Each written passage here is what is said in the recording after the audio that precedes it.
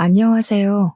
저는, 40을 바라보고 있는 30대의 남자입니다. 저도 이렇게 다양한 사람들의 이야기가 담겨 있는 곳을 자주 애청하고 있었지만 글을 올리는 건 생각도 해본 적이 없었습니다. 하지만 저에게 일어났던 지난 과거의 이야기가 시청자님들의 속을 시원하게 풀어드릴 수 있을 것 같다는 느낌을 받아 사연을 올리게 되었습니다. 옛날에 부모님께서 저에게 그런 말씀을 해주신 적이 있습니다. 죽을 때까지 믿을 수 있는 친구 한 명 곁에 두고 있는 게 진정한 복이라고요. 저 또한 그런 친구가 있고 그 친구가 제 인생을 아주 뒤바꿔 놓는 데에 큰 역할을 해준 친구라 이렇게 사연으로서 고마움을 전해보려고 합니다. 글을 쓰다 보면 울컥울컥할 타이밍도 있을 것 같긴 한데 최대한 덤덤하게 잘 풀어내도록 노력하겠습니다. 위에서도 말씀드렸듯이 저에게는 서로 힘들 때 옆에 존재한다는 것만으로도 위안이 되는 친구가 한 명 있습니다. 처음에는 이렇게까지 살갑게 맞이할 수 있는 친구는 아니었지만 어떠한 계기로 인해서 친해지게 되었습니다. 저는 소위 말하는 개천용으로 가난한 집안에서 공부머리 하나는 기가 막히게 태어나 전교권이 아닌 전국권에서 우수한 성적을 자랑하던 학생이었습니다. 다 쓰러져가는 집안 형편에 학원 한번 다녀본 적이 없었지만 정말 누구 말대로 교과서 위주로 공부했어요. 처럼 했더니 성적이 쑥쑥 올랐습니다. 물론 비싼 과외를 받는 친구들에 비해 각고의 노력이 필요하긴 했지만 공부를 하면 할수록 이해가 되고 성적이 오르니 제 스스로 만족도가 올랐습니다. 그렇게 열과 성의를 다해 공부를 했던 저는 당연히 수능에서도 우수한 성적을 냈고 당당하게 의대에 진학할 수 있었습니다. 제가 의대에 진학을 한 이유는 딱 하나였습니다. 가난한 이 달동네를 벗어나고 싶다는 열망, 오로지 그것이었습니다. 내노라 하는 명문대 의대에 진학을 하면서 저는 전액 장학금까지 거머쥐며 학교 생활을 시작할 수 있었습니다. 학교에 입학하는 날까지도 내가 최고다 하는 마음으로 스스로의 자존감을 올리며 학교에 첫 발을 디디게 되었습니다. 하지만 학교를 다니면 다닐수록 그 마음이 점점 무너져 내리게 되었습니다. 명문대 의대는 사교육에 목숨을 걸고 노력했던 친구들이 널려 있었기 때문이었습니다. 한마디로 공부 잘하는 애들은 널렸고 집안 좋은 애들도 널려 있었습니다. 저처럼 학원 한번 다니지 않고 과외 한번 한 적 없이 남들 풀다 버린 문제집을 주워다가 공부한 애들은 하나도 없더라고요. 중고등학교 때 유학을 다녀오지 않은 아이도 없었고 공부하느라 하루에 3시간씩 자는 애들은 널려 있었죠. 그런 아이들 사이에서 저는 점점 의기소침해졌습니다. 특히 조기 유학을 다녀온 아이들끼리 영어 발음을 가지고 지적할 때 저는 엄청나게 위축이 되었죠. 다들 강남에 50명 이상 되는 집들을 가지고 있고 차도 외제차를 턱턱 끌고 다니며 옷도 죄다 명품만 고집하는 애들 사이에서 저는 달동네를 벗어나지 못한 촌놈이었습니다. 물론 모든 학생들이 그랬다는 건 아닙니다. 유독 제 주위에 그런 애들이 많았던 것 뿐이었습니다. 제가 전국권 성적을 가지고 있었으니 어떻게 공부를 했나, 어떤 선생님께 과외를 받았나 궁금해서 다가온 친구들이었죠. 하지만 그 친구들의 관심은 곧 시들시들해졌습니다. 제가 아무 가난한 집에서 홀로 공부하며 버텨온 학생이었기 때문에 자기들 인생에 큰 득이 되지 않는다고 판단했겠죠. 그런 애들 사이에서 장학금을 받아봐야 뭘 하겠습니까? 그 친구들은 애초에 돈 걱정을 하며 사는 친구들이 아니라서 장학금을 노릴 생각도 하지 않는 애들이었습니다. 적당히 의대를 졸업해서 개원을 하고 돈 많은 여자랑 결혼해서 평생 의사가 직업인 걸 자랑으로 여기고 살 친구들이었습니다. 저는 학비에 구멍이 생기면 안 되었기에 성적을 유지하고자 매일같이 도서관에서 불이 꺼질 때까지 공부를 했습니다.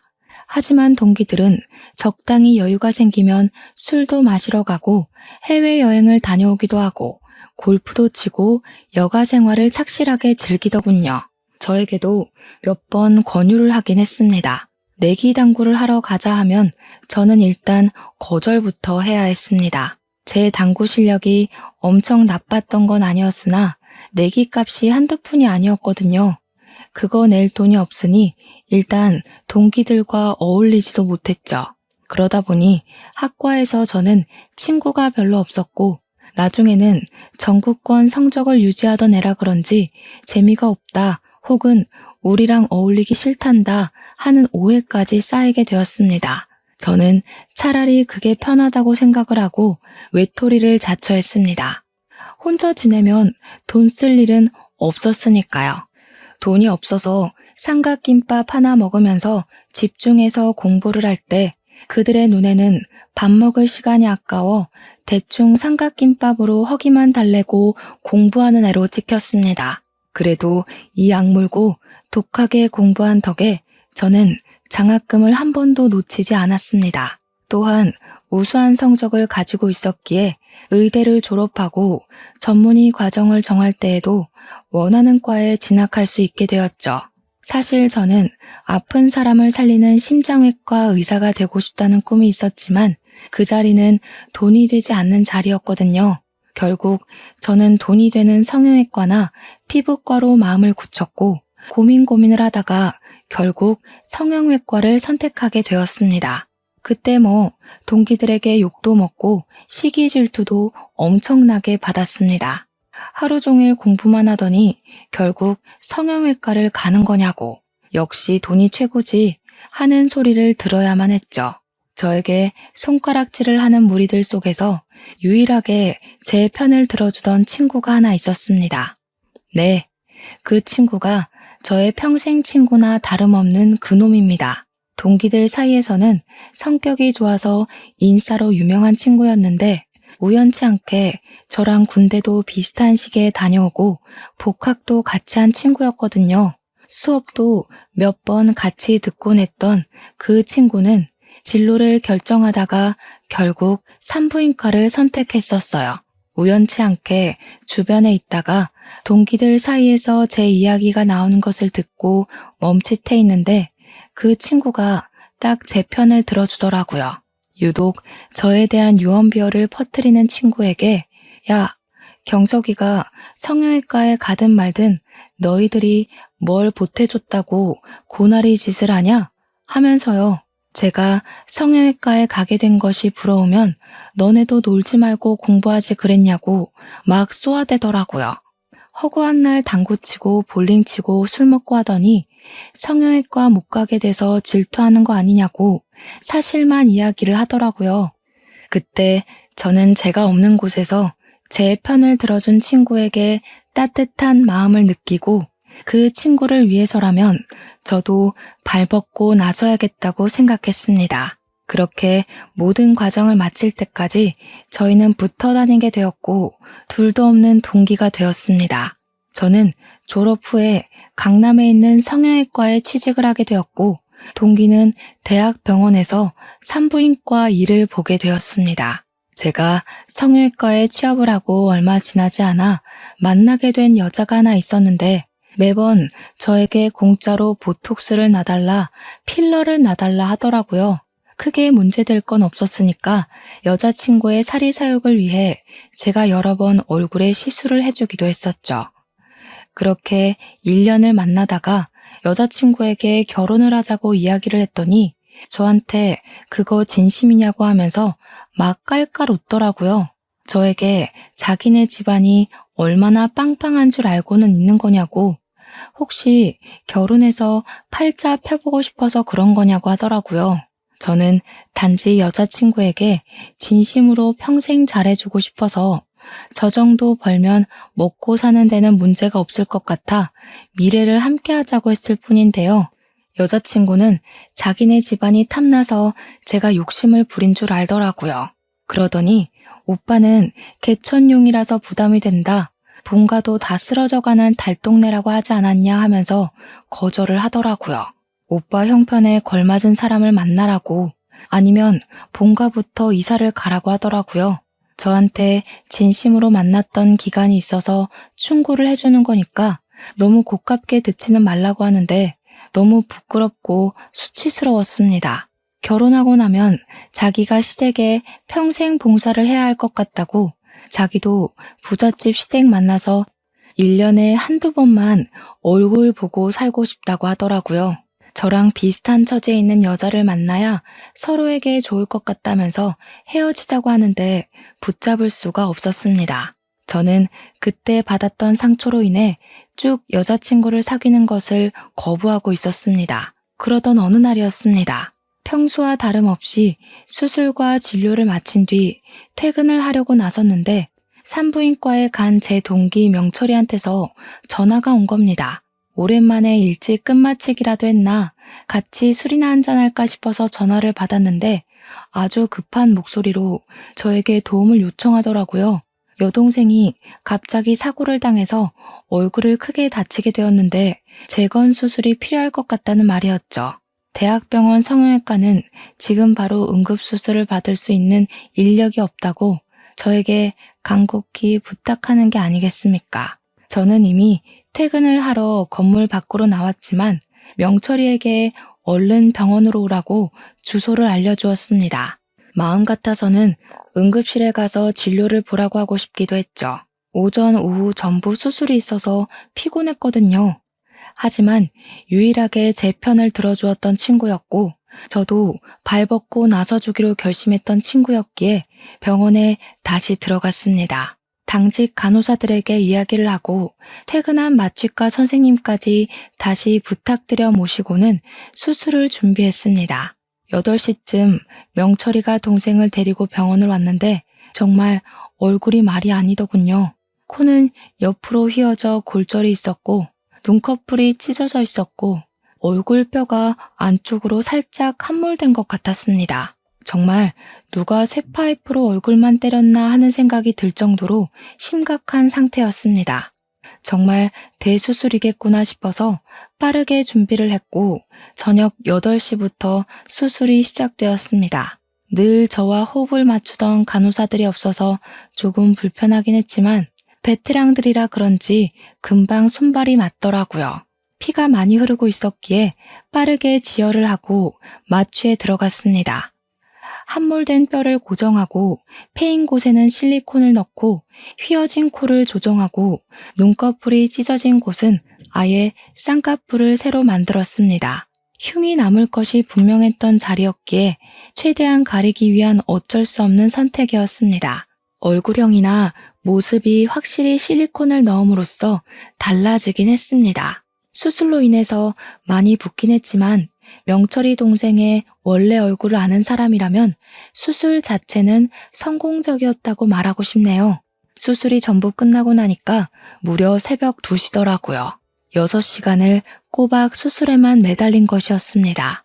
저는 제 일을 도와준 간호사와 마취과 의사에게 진심으로 감사함을 전하고 미안한 마음으로 1인당 50만 원의 금일봉을 지급했습니다.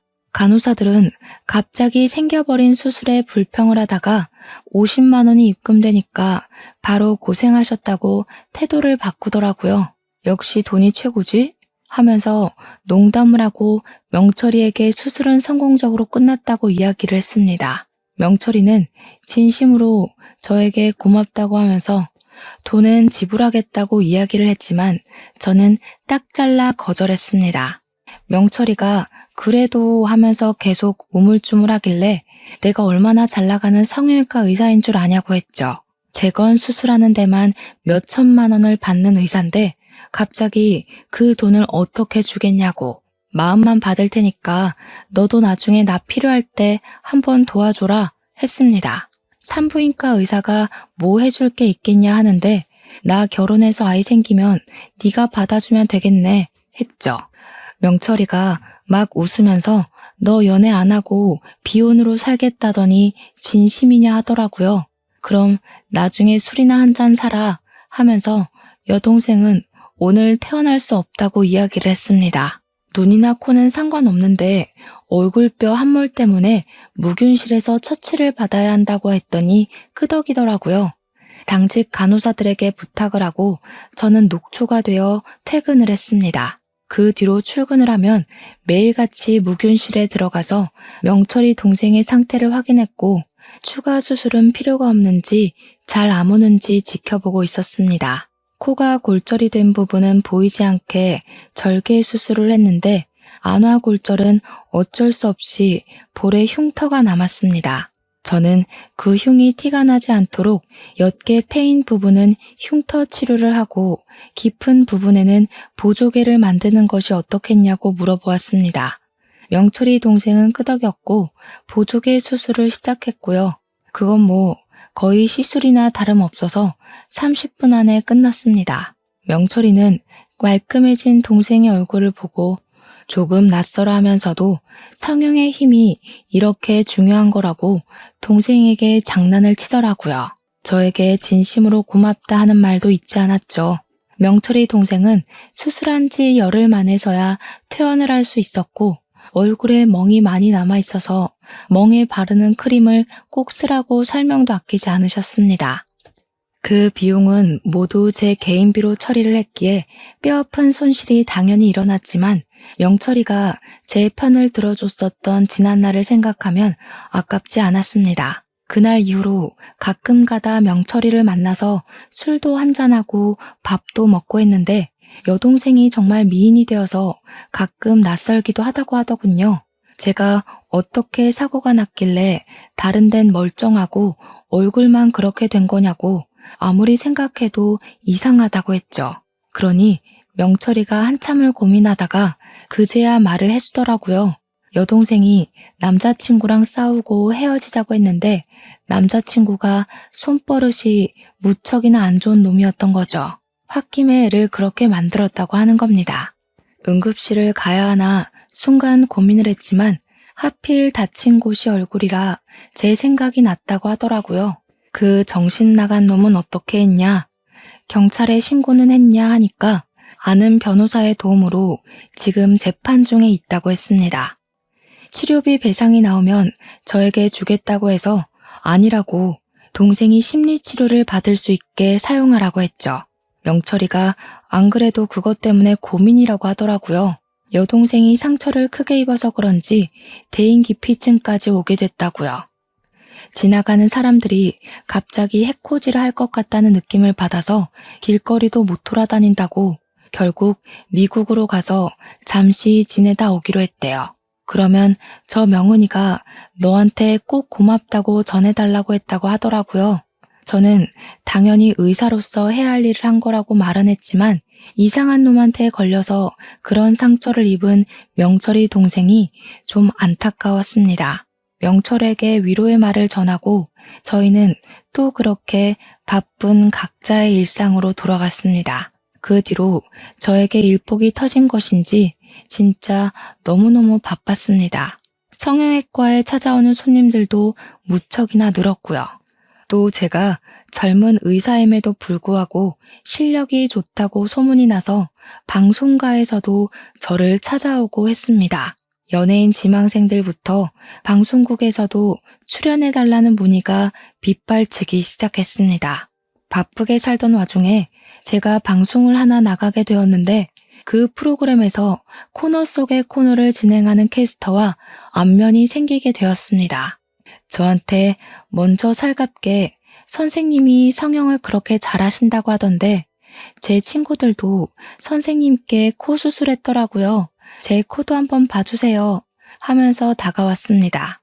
코 수술 이미 하신 거 아니냐고 물어보니 했죠. 근데 방송물 먹는 애들은 2번, 3번 하잖아요 하더라고요. 자기는 한 번밖에 안 했다면서 지방 촬영 때문에 바쁘긴 하지만 시간 내서 찾아오겠다고 하더라고요. 성격이 참 털털해 보였습니다. 그래서 연락 주고 오시라고 명함을 하나 드렸어요. 그 뒤로 연락이 왔는데 성형 얘기는 물어보지도 않고 제 개인사를 막 물어보더라고요. 원래 성형외과 의사들이 엄청난 재력가 집안 자제들이라는데 그거 루머죠? 하면서 말이죠. 그래서 제가 네, 루머예요. 저도 개천용인데요? 했더니 어머, 나 개천용 정말 좋아. 그거야말로 진짜죠. 자기 관리 잘하고 자기 일 열심히 한 사람의 증거 아니겠어요? 너무 멋있다. 그러면서 뭐 자기가 이번에는 전주에 왔는데 여기 비빔밥이 진짜 맛있다고 사진 찍어서 보내주기도 하더라고요. 어떤 날은 오늘 촬영은 산행이 있어요 하면서 산 정상에서 찍은 셀카도 보내주고 하는 게 아니겠습니까? 저한테 자주 연락하고 매력 어필도 꽤 많이 하더라고요. 처음에는 얼떨떨해서 뭐지? 하면서 넘겼는데 저도 점점 이 여자의 연락이 기다려지고 뭐 하는지 궁금하고 그러더라고요. 하루 종일 연락이 없는 날이면 핸드폰에서 시선을 떼질 못하는 저를 발견하고는 헛웃음을 짓기도 했습니다. 한 3일째 연락이 없던 어느 날 제가 궁금해서 먼저 연락을 하게 되었습니다. 성형외과에 한번 오신다더니 안 오세요? 하고 그랬더니 바로 답장이 오는 게 아니겠습니까? 뭐예요? 보고 싶다, 궁금하다, 어디서 뭐하냐, 이런 연락일 줄 알았더니 고객 유치? 이러면서 너스레를 떨더라고요. 그래서 솔직하게 말을 하게 되었습니다. 아닙니다. 궁금했습니다. 보고 싶습니다. 이렇게 남자답게 말이죠. 그랬더니 그분도 보통 성격은 아니신지 저에게 바로 오늘 데이트하자고 요청을 하시더라고요. 뭐 저희 둘이 길 가다가 알아볼 만큼의 유명 인사는 아니긴 했지만 간혹 가다가 알아보는 사람들이 있긴 하더라고요. 그래서 마스크도 쓰고 모자도 눌러 쓰고 그러면서 데이트를 즐기기 시작했습니다. 저야 그냥 성형외과 의사라지만 그분은 방송인이니까 괜히 스캔들이라도 터지고 하면 그렇지 않겠습니까? 그렇게 몇 번을 밖에서 만나다가 마음이 깊어지고 연애를 시작하게 되었는데 막상 연애를 시작하고 나니까 이 사람이 얼마나 바쁜 사람인지를 알게 되었습니다. 하루 종일 연락이 되지 않을 때도 있었고 지방 촬영이 일주일에 한 번 이상은 꼭 잡히더라고요. 보고 싶을 때 볼 수 없다는 사실이 조금 슬프게 느껴지긴 했지만 그만큼 제가 이 사람을 사랑하는구나 하고 깨닫게 된 계기도 되었습니다. 전 여자친구에게 한 번 크게 대인 이후로 여자를 믿지 않게 되었었는데 이 사람은 저에게 확신을 주려고 노력하는 사람이었습니다. 연락이 바빠서 안 될 때에도 나중에 꼭 사정을 설명해주고 지방 촬영을 가게 되면 꼭 사진을 보내줘서 확인을 시켜주었습니다. 워낙 바쁜 사람이다 보니 제가 찾아가는 건 꿈도 꿀 수 없었고 이 사람이 시간이 되어야 우리 병원 근처로 찾아와서 같이 밥을 먹을 수 있었지만 그럼에도 불구하고 전부 이해를 할 수 있을 정도로 사랑하게 되었습니다. 하염없이 기다려야 하는 입장이 썩 좋지는 않았지만 어린 왕자도 그런 말을 했었잖아요. 그 사람이 도착하기 1시간 전부터 기다려지는 그 설렘이 참 행복하고 좋더라고요. 프로그램을 하나밖에 하지 않는 방송인도 이렇게나 바쁜데 그 유명한 연예인들은 얼마나 바쁜 건지 상상하기조차 어렵더라고요. 그래서 과로로 쓰러지는 사람도 많구나 하면서 하나를 더 깨닫게 되었달까요? 하루는 여자친구의 연락을 기다리고 있었는데 저희 어머니에게서 연락이 도착했습니다. 평소에 급한 일 이외에는 연락을 살갑게 하지 않았던 터라 무심하게 웬일이시냐고 물어보니 어머니께서 침울한 목소리로 본인에게 큰일이 났다고 하시는 겁니다. 놀래서 왜 그러시냐고 하니까 어머니께서 지금 병원에 와 계신데 자기가 암에 걸린 것 같다고 이야기를 하시는 겁니다. 우리 부모님께서는 충남에 내려가 지내고 계셨는데 제가 암이라는 소리에 놀라서 원장님께 말씀을 드리고 바로 충남으로 내려갔습니다. 집으로 찾아가 무슨 일이냐고 자세하게 말해달라고 하니 그제야 엉엉 우시면서 난소에 혹이 생겼다고 해서 그냥 혹인 줄 알았는데 난소암 판정을 받으셨다는 것이었습니다. 빠르게 수술을 해야 한다고 하는데 지역 근처 병원은 전부 예약이 꽉 찼다는 말을 하더래요. 거기다가 난소암 수술을 하다가 사고도 많이 난다고 무척이나 불안해하셨습니다. 이러다가 손주도 한번 못 보고 하늘나라에 가는 것 아니냐고 하시는데 그런 소리 하지 마시라고 했죠. 어머니를 안심시키기 위해 제가 의사 아니겠냐고 동기들 수소문해서 바로 알아보겠다고 했는데 명철이 생각이 딱 나더라고요. 명철이가 산부인과 의사였고 대학병원에서 일하고 있었으니까요. 바로 연락을 해서 명철이에게 너네 병원에서 진료를 좀 받을 수 있냐고 물어보니까 명철이가 저한테 결혼할 여자라도 생겼냐고 하더라고요. 축하한다면서 산전검사가 유행이니 뭐니 하길래 그게 아니라 우리 어머니께서 아프시다 말을 했습니다. 화들짝 놀라길래 난소암이라고 하는데 수술이 가능할지 모르겠다고 여기가 시골이라서 좀 알아봐 줄 수 있냐고 말했더니 바로 서울로 오라고 하더라고요. 서울에 와서 다시 한번 진단을 받아보는 게 좋을 것 같다고 해서 제가 사는 오피스텔로 부모님을 모시고 올라왔습니다. 원래 대학병원에서 진료를 받으려면 짧게는 한 달, 길게는 몇 년도 기다린다고 하더라고요. 근데 명철이가 너무나도 고맙게 본인 담당 교수님 스케줄을 변경해서 바로 예약을 잡아줬습니다. 제가 명철이에게 네가 진료를 봐줘도 되는데 라고 하니 자기는 아직 펠로우라고 수술을 하긴 하지만 그래도 권위자가 하는 게 좋지 않겠냐고 하더군요. 서울에 올라와서 CT도 찍고 피검사도 하고 여러 가지 검사를 마친 뒤 교수님을 배웠는데 저에게 지방 병원에서 난소암 3기라고 했냐고 의아한 표정으로 물으시더라고요. 그러면서 다시 보니까 1기 정도로밖에 안 보입니다. 아마 판독하다 실수가 난 것 같다고 차근차근 설명을 해주셨습니다. 수술은 바로 하고 꾸준히 항암 치료 받으시면 완치 가능성이 높으니까 겁먹지 마시라고 환자의 의지가 중요하다고 하시더라고요. 제가 감사합니다, 감사합니다 하니 교수님께서 저를 기억하신다고 하시더라고요. 경석이가 명철이네 학번 수석 아니었냐고 심장외과에 관심 있어 하더니 성형으로 갔다고 심장외과 김 교수가 아주 아쉬워했다고 하시면서요. 부모님 앞에서 수석 이야기를 꺼내주시니까 뭔가 뿌듯하더라고요. 기억해 주셔서 감사하다고 했더니 걱정하지 말고 마음만 편하게 먹으라고 스트레스 안 받아야 수술도 잘 되는 거라고 해주셨습니다. 그 뒤로 어머니께서는 바로 입원을 했고 기다림이 무색하게 정말 번갯불에 콩 구워 먹듯 수술까지 받을 수 있게 되셨습니다. 저도 의사이지만 이래서 인맥이 참 중요하다고 하는 거더라고요. 제가 정신이 없는 사이에 여자친구에게서 연락은 있었지만 한 번을 찾아오지 않았습니다. 저랑 그래도 꽤 오래 만난 사이고 우리 나이가 점차 차올라가니까 슬슬 결혼 이야기도 꺼내고 싶었거든요. 그런데 저희 어머니께서 대학병원에서 큰 수술을 한다고까지 했는데 수술에 관한 이야기도 어머니의 이야기도 꺼내지 않는 여자친구에게 좀 서운했어요. 찾아오는 건 무리여도 연락 한 통은 줄 수 있는 것 아닌가 하는 생각이 들었거든요. 그날은 오랜만에 병원에 연차를 내고 제가 어머니의 병실에서 병수발을 들고 있었던 날인데 어머니께서 TV를 딱 트시더라고요.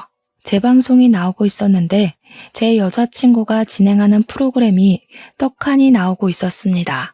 어머니의 반응이 궁금하기도 해서 어머니께 저 방송 진행하는 여자 어떤 것 같냐고 물어보니까 어머니께서 누구?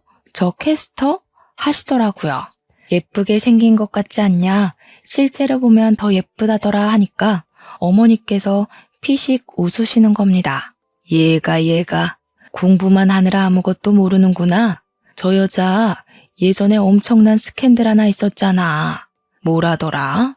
무슨 대기업 회장이 스폰서라고 그랬나?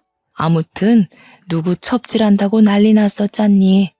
저 여자가 원래 주부들 보는 프로그램에 죄다 출연했던 여자였는데 그 기사 하나로 완전히 인기 떨어져서 이 프로그램 하나 하잖아. 얼굴만 예쁘면 뭐해? 어이구. 저는 그 말을 듣고 머리를 한 대 얻어맞은 것 마냥 멍하니 아무것도 할 수 없었습니다. 제 여자친구가 다른 남자, 그것도 늑다리 기업 회장을 스폰서로 두고 있었다는 게 믿어지지가 않더라고요. 그 이야기를 들었는데 제가 어떻게 가만히 믿고만 있을 수 있겠습니까? 저는 바로 여자친구에게 만나자고 연락을 넣었습니다. 그러니 저에게 오늘은 조금 바쁘다고 이야기를 하더라고요. 그날은 평소에 방송 촬영이 없는 날인 걸로 알고 있었거든요. 그래서 오늘 일정 없는 날 아니냐고, 방송이 나오는 날에는 생방 끝나고 집에 가는 거 아니냐고 하니까 오늘은 일이 아니라 개인적인 약속이 있다고 하더라고요. 아무리 개인적인 약속이라고 해도 어머니께서 암으로 고생하시고 있는 남자친구가 급하게 만나자고 하는데 거절을 하니까 좀 그랬습니다. 그럼 약속이 끝나면 만나자고 제가 한 수 물러서 이야기를 하니 언제 끝날지 모르는 약속이라고 말을 흐리더군요. 제가 밤 10시고 11시고 기다리겠다고 하니까 저한테 신경질적으로 바쁘다니까 왜 그러는 거냐고 이야기를 하더라고요. 순간 스폰서 이야기가 머릿속을 둥둥 떠다니는데 정신 나갈 것 같았습니다. 혹시 아직도 그런 짓을 하고 다니는 건 아닐까 하는 의심이 자꾸 스멀스멀 기어오르는 거죠. 가끔 가다가 밤에 연락이 안 되던 날도 있었고 여자친구가 만나자고 하는 날에만 겨우 만날 수 있었던 것들이 생각나더라고요. 저의 의심은 점점 확신으로 바뀌고 있었습니다. 그래서 저는 연인 사이니까 솔직하게 말을 해야 한다고 생각이 들어서 지금 의심이 든다고 말을 했습니다. 당신에게 스폰서가 있었다는 이야기를 이제 와서 들었다고 솔직하게 말을 해달라고 했더니 바로 여자친구에게서 전화가 오더라고요. 그게 언제적 루머인데 아직까지도 믿고 있냐면서 오히려 저에게 실망이라는 말을 하더라고요.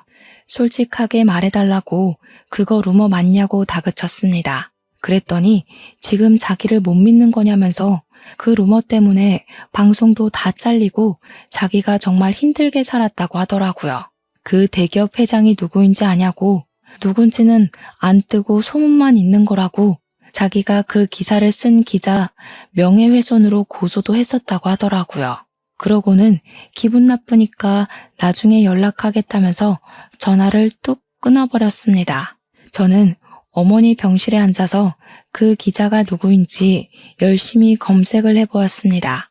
기사가 다 내려간 탓에 아무리 찾아도 원본 기사는 찾을 수가 없었고 기사를 쓴 기자도 누군지 찾을 수가 없었습니다.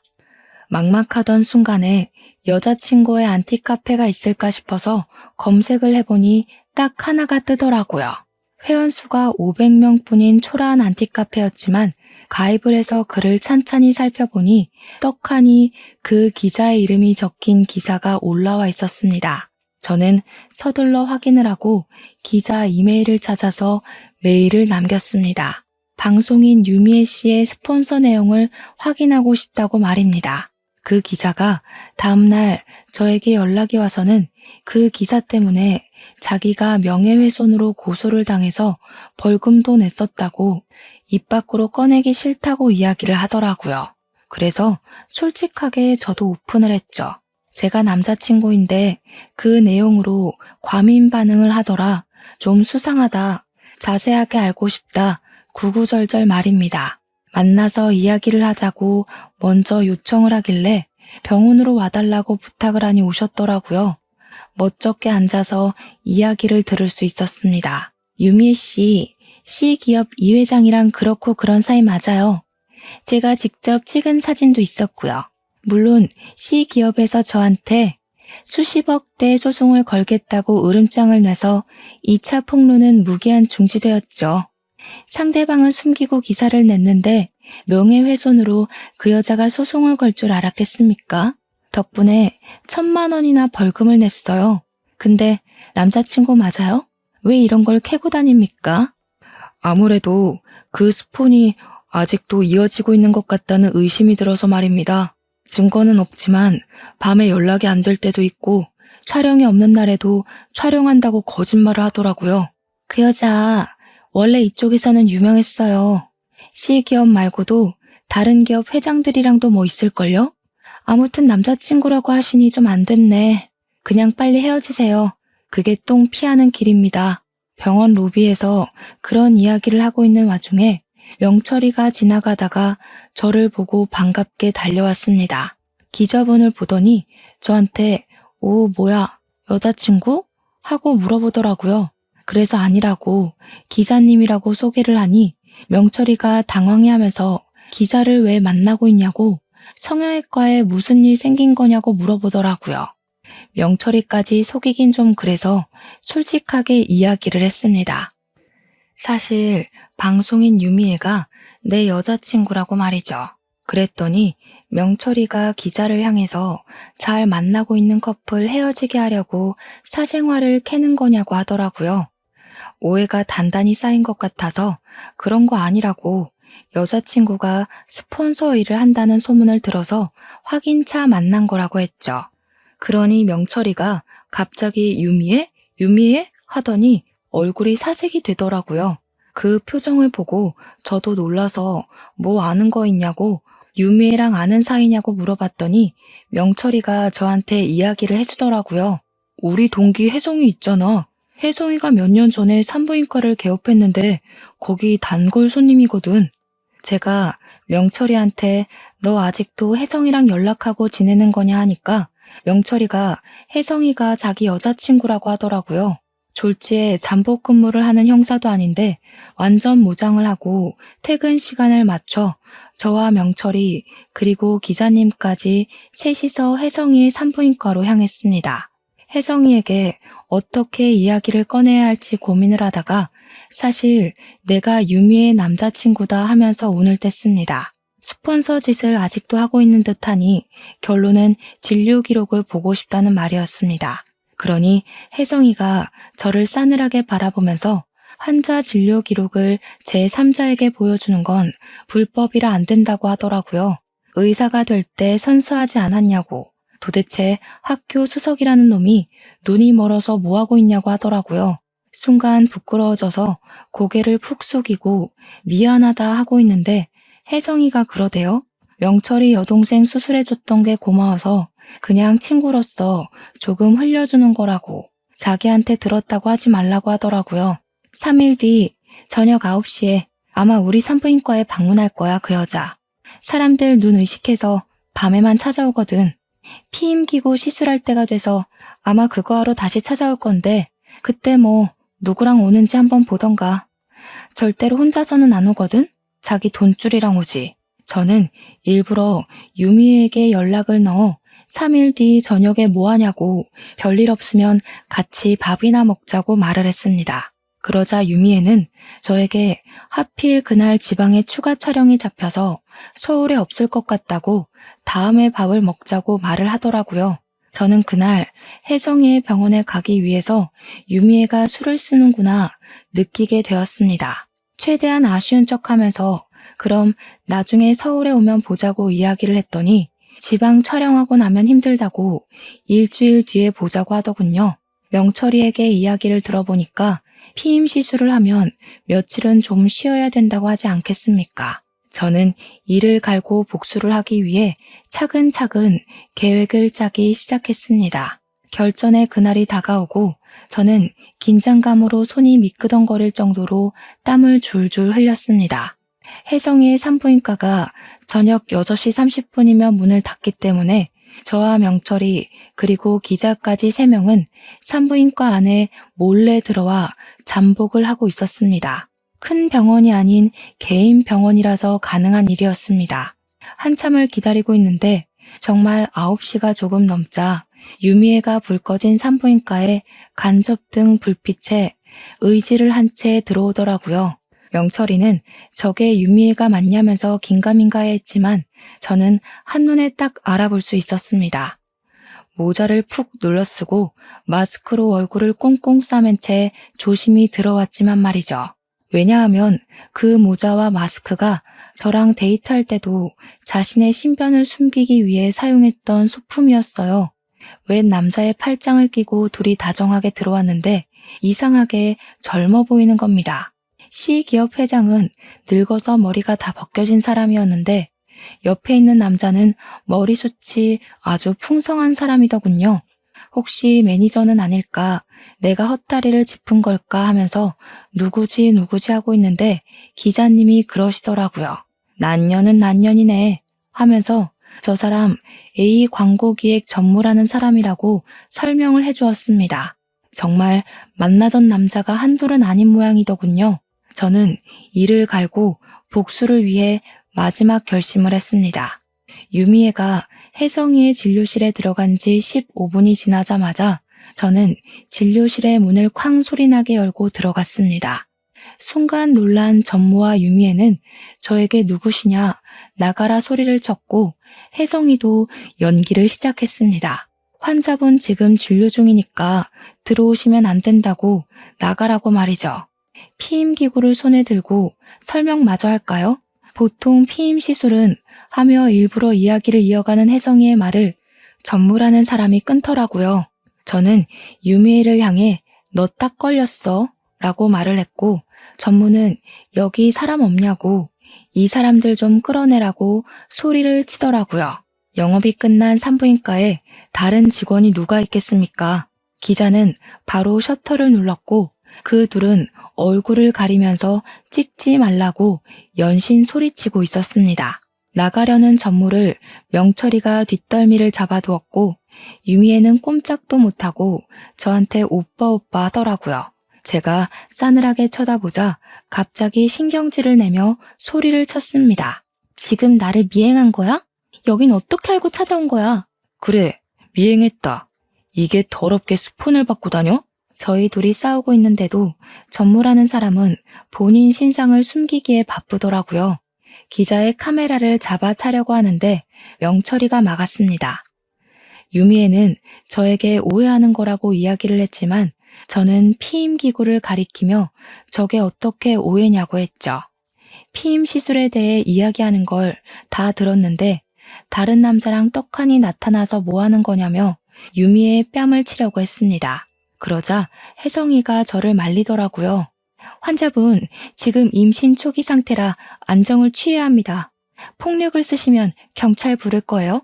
저는 그 말에 세상이 무너지는 것 같았습니다. 기자는 바로 이거 완전 대박 기사감이라며 진료실을 나섰고 유미애는 저에게 매달리기 시작했습니다. 아마도 제 아이라고 속이려고 했던 것 같습니다. 피임기구는 시술을 하려던 게 아니라 제거를 하려고 했던 것 같고요. 그 A 광고 전무라는 사람도 유부남이었는지 저에게 돈을 주겠다며 비밀로 해달라고 기사도 쓰지 말라고 애원을 했습니다. 제가 그걸 왜 들어줘야 하는지 모르겠더라고요. 이미 기자는 기사를 쓰러 갔는데 말이죠. 기자는 명예회복을 위해서 그런 건지 모르겠지만 C기업에 연락을 넣어서 유미에게 다른 스폰서도 있고 임신도 한 사실을 알렸다고 했습니다. 제대로 일을 갈았는지 기사는 연일 특종에 올랐고 유미애는 바로 매장되었습니다. 딱 하나 하던 프로그램에서도 자취를 감추게 되었죠. 저는 당연히 헤어졌고요. 유미애는 유부남 킬러라는 별명이 생겼습니다. 그 이후로 여자에게서는 단 한 통의 연락도 오지 않았습니다.